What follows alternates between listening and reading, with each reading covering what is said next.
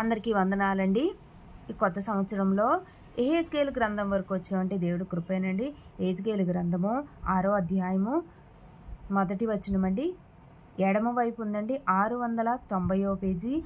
మొదటి వచనం చదువుకుందాము. యెహోవా వాక్కు నాకు ప్రత్యక్షమై ఇలాగు సెలవిచ్చెను, నరపుత్రుడా, ఇశ్రాయేలీయుల పర్వతముల తట్టు చూచి వాటి విషయమై ఈ మాటలు ప్రకటింపుము. ఇశ్రాయేలీయుల పర్వతములారా, ప్రభువైన యెహోవా మాట ఆలకించుడి.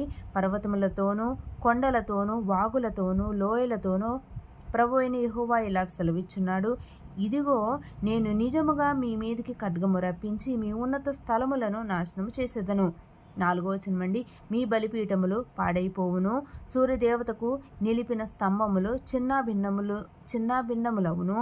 మీ బొమ్మల ఎదుట మీ జనులను నేను హతము చేసేదను.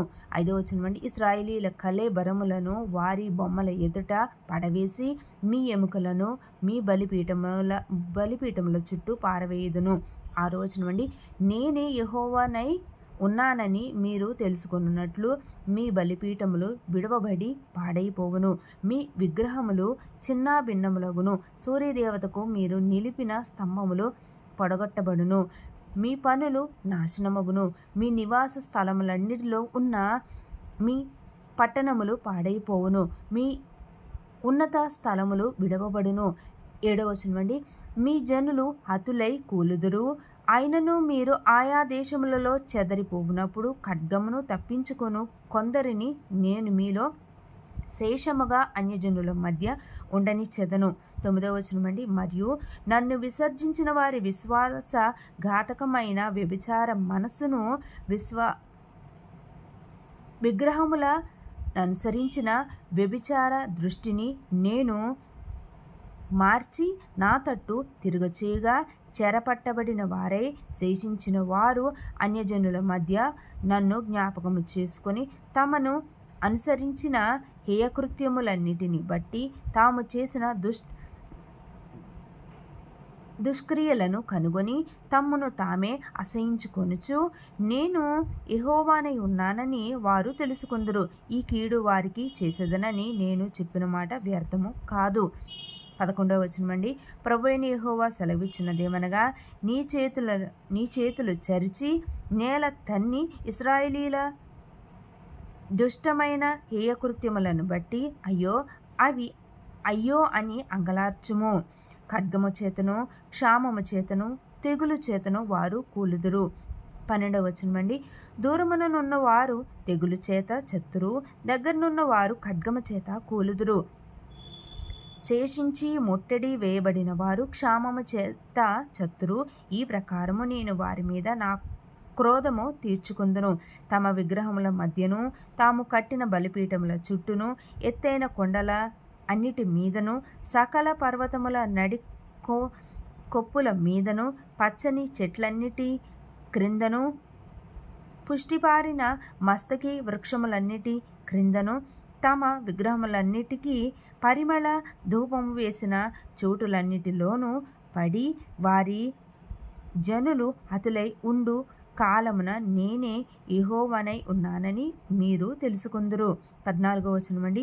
నేను వారికి విరోధునై వారు నివసించు స్థలములన్నిటిలో వారి దేశమును దిబ్లాతు అరణ్యము కంటే మరి నిర్జనముగాను పాడుగాను చేయగా నేనే యెహోవానై ఉన్నానని వారు తెలుసుకుందురు. 7వ అధ్యాయం అండి. 691వ పేజీ అండి. కుడివైపు ఉంది.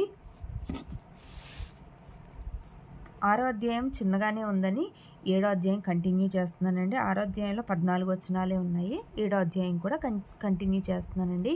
మరియు యెహోవా వాక్కు నాకు ప్రత్యక్షమై ఇలాగ సెలవిచ్చెను, నరపుత్రుడా, ప్రకటింపుము, ఇశ్రాయేలీయుల దేశమునకు అంతము వచ్చి ఉన్నది, నలుదిక్కుల దేశమునకు అంతము వచ్చే ఉన్నదని ప్రభువగు యెహోవా సెలవిచ్చున్నాడు. ఇప్పుడు నీకు అంతము వచ్చే ఉన్నది. 3వ వచనమండి.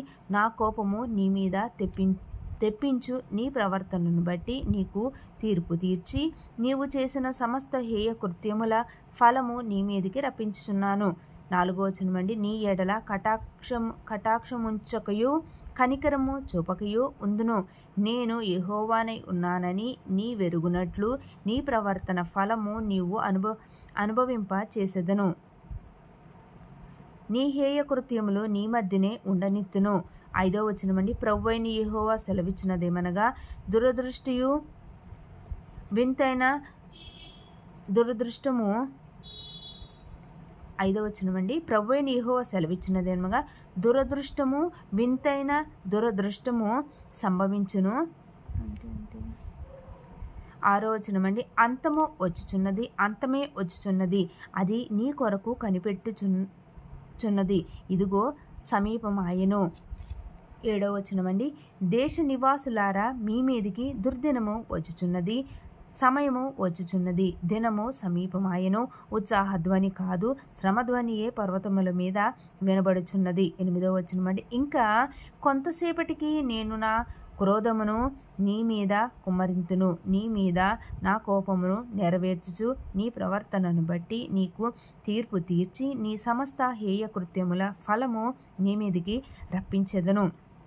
9వ వచనమండి, యెహోవానగు నేనే నిన్ను మొత్తువాడనై ఉన్నానని నీ వెరుగునట్లు నీ ఎడల కటాక్షముంచకయు కనికరము చూపకయు ఉందును. నీ ప్రవర్తన ఫలము నీవు అనుభవింప చేసేదను.